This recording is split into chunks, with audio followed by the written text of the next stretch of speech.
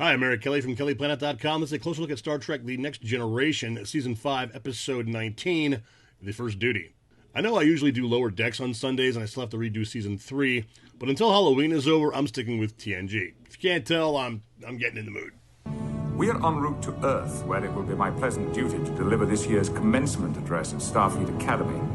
I'm also looking forward to seeing Wesley Crusher again. His flight team will perform a demonstration near Saturn. We haven't been to Earth since Picard was a Borg, and Wesley hasn't been around since he kissed Ashley Judd. And this demonstration thing is supposed to be broadcast to the whole graduation ceremony. Data says they'll get to Earth in about 10 hours. These guys are yapping about their academy days, so thank goodness Worf says that an admiral called and wants to talk to the captain in private. I know you're a close friend of the Crusher family. Yes. I wanted to inform you personally. There's been an accident. Uh-oh. Picard informs Bev that Wesley has suffered some burns to his chest and broke his arm, but that's like nothing in the future, so he'll be fine. What happened? Well, since Wesley can do anything, he's a member of the Starfleet Academy version of the Blue Angels, as a freshman. But his squadron collided and one of the pilots was killed, and his name was Josh Albert. We've heard of the Academy since TOS, but this is the first time we see it. Standard procedure calls for an immediate investigation by 2 command-level officers. Captain Satelk and I will be taking depositions from Nova Squadron at 1500 hours today. Oh yeah, that's Admiral Brand, but we don't see her after this episode. We find out Wesley's team is called Nova Squadron, and there's going to be a full investigation into this incident. Yay. That's the father of the pilot that died. His funeral will be later, and hopefully off-screen. Commencement will proceed as scheduled because duty, and also, well, why wouldn't it? Hey, there's Wesley, and he's a bit banged up. There was a little Enterprise model on his desk, and Picard and his mom stopped by. I was so worried about you. How are you feeling, Wesley? Not bad. The arm's a little sore. We were very sorry to hear about Joshua. Would you like to talk about it? No, I don't think so. Thank you, Wesley. Picard says, well, if you want to bore Eric Kelly to death, I'm here. Holy crap, there's Tom Paris. Wait, Wesley introduces him as Squadron Leader Nicholas Locarno. Okay. But that's Robert Duncan McNeil from the He-Man movie.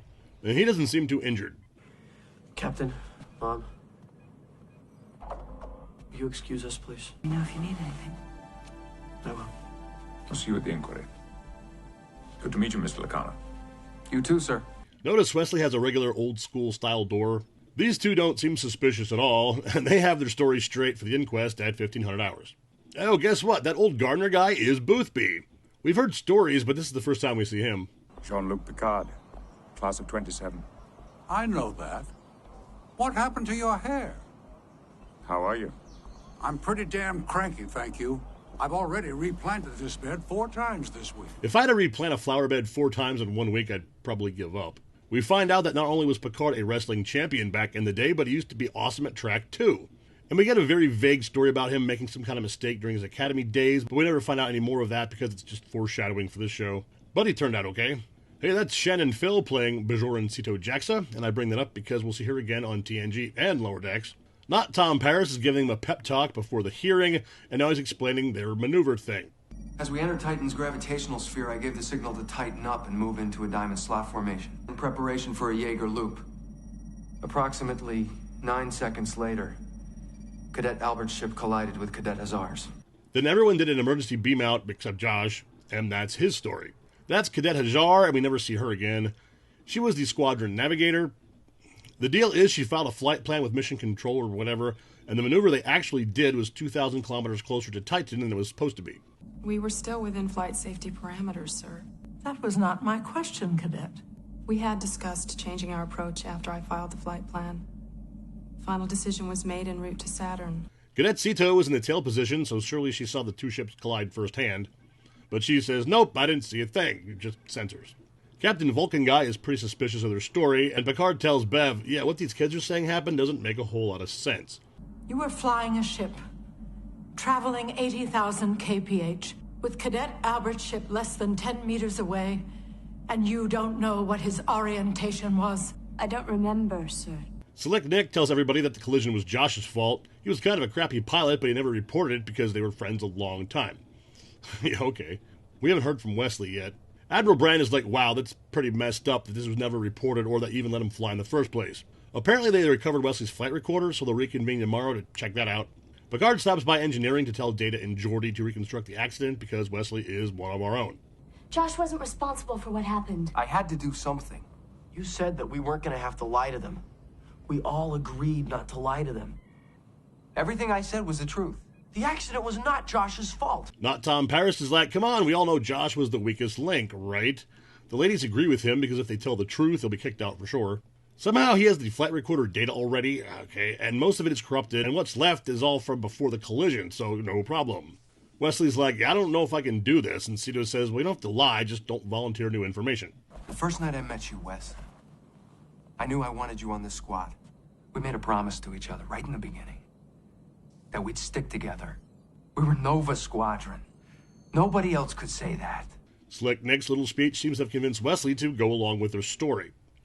This poor guy, he was told his son caused his own death and almost killed 4 others, and he's apologizing to Wesley for his son letting him down. I don't know if the character is doing this on purpose or not, but Ron Moore put this scene in to influence Wesley. Back to the Law and Order part of our Star Trek. We've just received the signal to begin the diamond slot formation. That's Cadet Locarno coming into view now. We should be coming out of Titan's gravity well about now. It looks like Wesley was piloting an X-Wing. And that's all they have.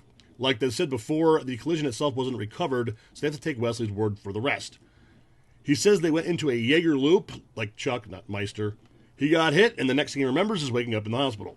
Captain Vulcan guy, his name is actually Satelk, asked Wesley to describe a Jaeger loop, so he does. The ships begin in a diamond slot formation and climb and loop backwards at a steep angle. And at the peak of the loop, turn over and accelerate in a new direction. Admiral Brand says, are you sure you guys were in a diamond slot formation? And he says, yes, sir. But, they have video from their space traffic cams because, well, yeah, duh. Not like I have any idea, but that is not a diamond slot formation. Wesley admits as much, but has no explanation. Bev tells her son that Data and Geordi are working on proving he wasn't lying, and he says, Mom, don't try to protect me. Please stay out of this. Picard stops by to see Boothby again to find out more about this Nova Squadron. To the other cadets, the members of that team are gods, and that's a hard image to live up to. Nick is what makes that team special. If he asks them to do something, they do it. Even if it means going right over a cliff. Data and Geordi haven't been able to figure out what happened, but they do know that Wesley had his coolant valve thing opened, and that's kind of weird, because that's the first step in purging the plasma exhaust, which is dangerous because it might ignite, and that rings a bell with Picard. Time to have a talk with Wesley. What's this thing called? A Coldward Starburst, sir. 5 ships, crossing within 10 meters of each other and igniting their plasma trails. It's one of the most spectacular and difficult demonstrations in precision flying. And it happens to be banned because the last time it was attempted, all 5 pilots died, and that was like 100 years ago. Picard figures Nick Locarno convinced Nova Squad to try it so he could graduate as a living legend. Am I correct?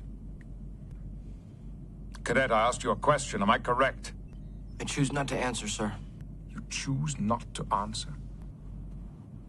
But you've already given an answer to the inquiry. Yeah, what? Now Picard knows he lied during the inquest because a live omission is still a lie. This is so incredibly boring. So the captain brings up how he made Wesley an acting ensign and put his trust in him, and now he let him down, and... The first duty of every Starfleet officer is to the truth. It is the guiding principle on which Starfleet is based. Now, if you can't find it within yourself to stand up and tell the truth about what happened, you don't deserve to wear that uniform. Wesley can either decide to tell the truth or Picard will do it for him. So he goes to not Tom Paris about it, and he says, there's no proof, we'll just keep lying to the Admiral and there's no problem. Wesley's like, oh no, I cannot live with telling a lie, and Locarno does not like that. So he does the slick Nick thing again and tells Wesley, Picard convinced you to turn on us. Your duty is to your friends. And there's a bunch of guilt tripping. He says to Wesley, you are the only one that has a problem with this. You should resign from the Academy and get out of here. You'd let me do that? You'd let me throw away my career? Just to save your neck? To save the team. That's more important than you. And it's more important than me. And if I were in your place, I'd do it without hesitation.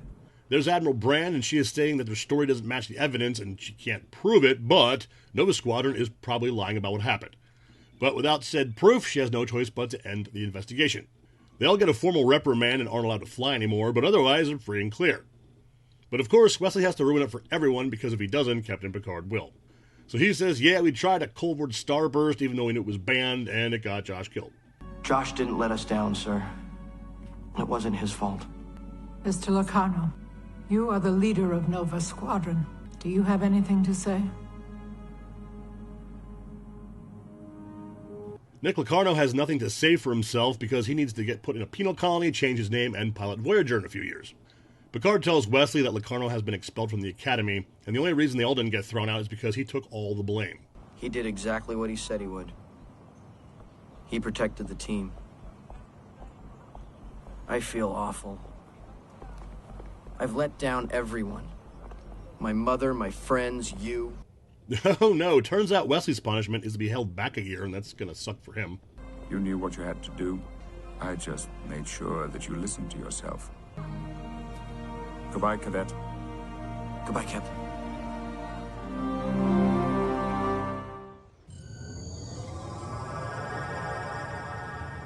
When this show started, I was like, how is Wesley graduating already? He should be a freshman. Robert Duncan McNeil is 8 years older than Will Wheaton. But no, they explain that Wesley got on Nova Squadron ahead of the upperclassmen, and he's nowhere near graduation, especially now that he had the past year's credits revoked. Boothby was played by Ray Walston, and we'll see him again. He has been in tons of stuff, but probably most well known for My Favorite Martian, which ended its third season run the same year TOS came out. I believe it was Michael Pillar that mentions in the special features that this episode was shown by the United States Air Force Academy, at least at one time. It was nice to see Wesley Crusher portrayed as something besides a perfect knows-everything wunderkind that always saves the day because adults are stupid. And it gave Will Wheaton a lot more to work with. Entertainment Weekly ranked this in the top 10 of all TNG episodes ever, and I have no idea why. I thought it was very boring and had nothing to do with Star Trek. Rick Berman said as much initially, but this episode was received so well he kind of changed his mind because publicity. Apparently other fans love this, and it was well written, so I'm going to do 3 deltas out of 5. You can let me know how you feel about that. If you liked that video, thank you. Like and subscribe. Make a comment if you want to. There's more Star Trek videos and related content on my website. Check it out at kellyplanet.com. I'm Eric Kelly. Live long and prosper.